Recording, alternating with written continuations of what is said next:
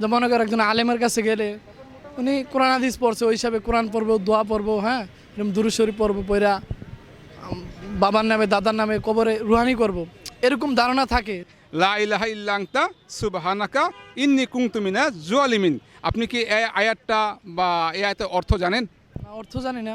বিপদে পড়লাম আমি, জুলুম করলাম আমি, জালেম হইলাম আমি, আমার টাকার গরমে আমি গেলাম হুজুরের কাছে, হুজুর আপনি ১৬ লক্ষবার বলেন যে আমি জুলুম করছি, আমি জুলুম করছি।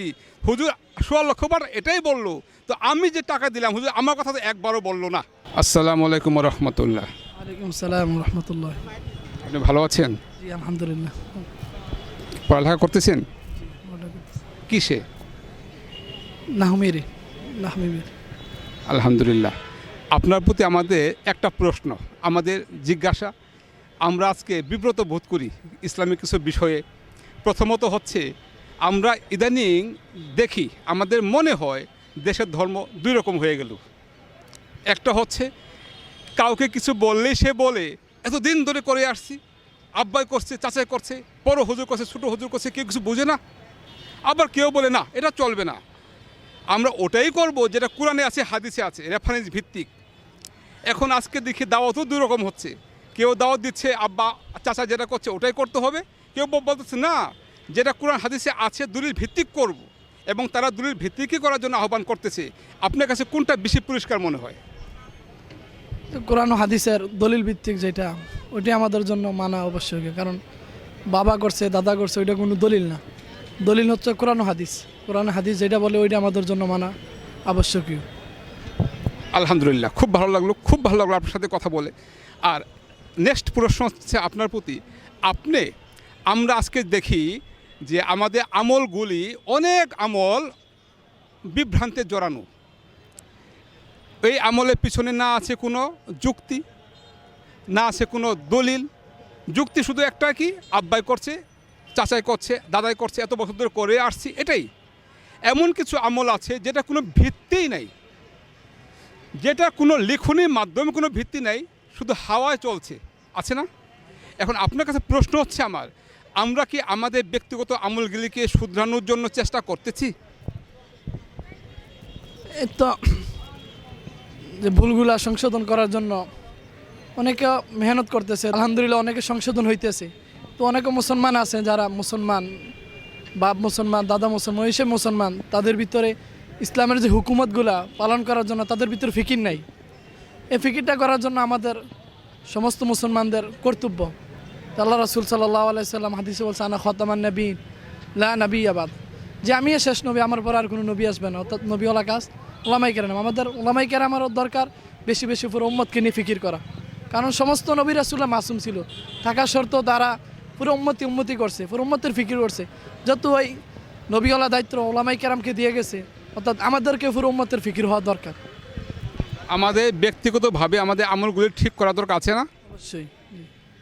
আচ্ছা, আপনার কাছে আমার নেক্সট প্রশ্ন হবে, আমরা অনেক আমল দেখি, অত আমলের কথা আমরা বলবো না, শুধু একটা আমলের কথা বলবো। আমরা দেখি আজকে যে কোনো বিপদ আপদে পড়লে আমরা একটা খতম আছে, দোয়া ইউনুস খতম, আমরা এটা করে থাকি। তো আমাদের টাকা আছে আলহামদুলিল্লাহ, হুজুরও আছে, আমরা করি কি, যে কোনো বিপদে পড়লে ৫,০০০ টাকা নিয়ে ৩,০০০ টাকা নিয়ে চলে যাই হুজুরের কাছে, দোয়া ইউনুস খতম পড়াইতে হবে। তো দোয়া ইউনুস খতম মানে দোয়া ইউনুসটা কি? প্রথমত বিষয়টা এরকমই, যেরকম যারা আমরা আম মানুষ, অত দেখা যায় কোরআন হাদিস পড়তে পারে না বা কোরআন শরীফ পড়তে পারে না, ওই হিসাবে যে মনে করেন একজন আলেমের কাছে গেলে উনি কোরআন হাদিস পড়ছে, ওই হিসাবে কোরআন পড়বো, দোয়া পড়বো, হ্যাঁ, এরকম দুরূদ শরীফ পড়বো, পড়া বাবার নামে দাদার নামে কবরে রুহানি করব, এরকম ধারণা থাকে। যেরকম আমি পড়তে পারি না, অর্থাৎ একজন আলেমের কাছে গেলে আলেমে পড়তে পারবো। তো উত্তম হয়েছে নিজে পড়া, কারণ সন্তান হিসাবে, আওলাদ হিসাবে নিজে পড়া। যেন পারে না ওই হিসাবে কোনো আলেমের কাছে যায়, উত্তম হয়েছে নিজে পড়া যতটুকু সম্ভব। কিন্তু ওলামায়ে কেরামের সোবতে যাওয়া বা ওলামায়ে কেরামের কাছে দোয়া চাওয়া, ওইটাও যেতে পারে। তো নিজে উত্তম হয়েছে নিজে দোয়া করা। আমার প্রশ্ন ছিল যে আমরা যে বিপদে পড়লে দোয়া ইউনুস পড়ানোর জন্য হুজুরের কাছে টাকা নিয়ে যাই, দোয়া ইউনুস মানে হুজুর কি পড়ে, মানে কিভাবে খতমটা দেয়, আপনার জানা আছে কিনা? ওই সম্পর্কে আমার ধারণা নেই। দোয়া ইউনুস হচ্ছে সূরা ইউনুসের একটা আয়াত, লা ইলাহা ইল্লা আনতা সুবহানাকা ইন্নী কুনতু মিনাজ জালিমিন। আপনি কি এই আয়াতটা বা এই আয়াতের অর্থ জানেন? না, অর্থ জানি না, অত পড়তেছি না, আমির পড়তেছি, ইনশাল্লাহ সামনেতে অত তফসির আসলে এগুলো ইনশাল্লাহ পড়বো। আচ্ছা, এই আয়াতের অর্থ হচ্ছে লা ইলাহা, কোনো ইলাহ নেই, ইল্লা আনতা আপনি ছাড়া, সুবহানাকা আপনি পবিত্র, ইন্নী কুনতু মিনাজ জালিমিন নিশ্চয়ই আমি জালেমদের অন্তর্ভুক্ত হয়ে গিয়েছিলাম, আল্লাহ আমাকে মাফ করে দেন। তাই না? এখন এটা হচ্ছে আমাদের দেশের একটা টেন্ডেন্সি যে বিপদ আপদে পড়লে হুজুরের কাছে টাকা নিয়ে যাব, হুজুর এটা 16 লক্ষ বার পড়বে, পড়লে আমার বিপদ কেটে যাবে। এটা অর্থ হচ্ছে নিশ্চয়ই আমি জুলুম করেছিলাম, আমি জালেম হয়ে গেছিলাম, আল্লাহ আমাকে মাফ করে দেন। তো সেখানে হুজুর যদি 16 লক্ষ বার এটা পড়ে তো আমার কি হবে? আপনার কি মনে হয়? ওই সুরাতে নাজাজ হইতে পারে, ওই হিসাবে না করাটাই উত্তম ওই জায়গায়। না, আপনি আমার প্রশ্ন বুঝেন। আমি প্রশ্ন করছি, বিপদে পড়লাম আমি, জুলুম করলাম আমি, জালেম হইলাম আমি, আমার টাকার গরমে আমি গেলাম হুজুরের কাছে, হুজুর আপনি 16 লক্ষ বার বলেন যে আমি জুলুম করছি, আমি জুলুম করছি, হুজুর 16 লক্ষ বার এটাই বললো, তো আমি যে টাকা দিলাম হুজুর আমার কথা তো একবারও বললো না। টাকা দিলাম আমি আর হুজুর বললো 16 লক্ষ বার আল্লাহ আমি জুলুম করছি, আমি জুলুম করছি, সেক্ষেত্রে আমার কি হইল? আপনার কি মনে হয়?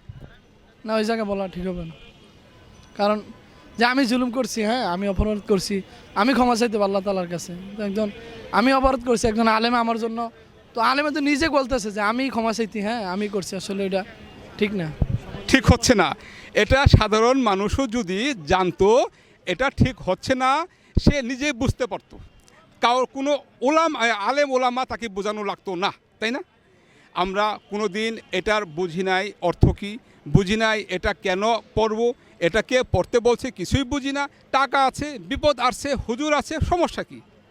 পরে হুজুরকে কন্ট্যাক্ট দিলাম, হুজুর পড়াই দিল, আবার বিপদে পড়বো আবার পড়াই দিবে, তাই না? আসলে কাজটা ঠিক হচ্ছে না।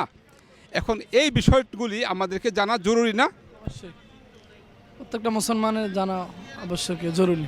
আপনার কাছে আমার শেষ প্রশ্ন হচ্ছে, আমরা যে ভাষায় কথা বলি, পৃথিবীতে যত ভাষা আছে এই ভাষার সৃষ্টিকারক কে? আল্লাহ।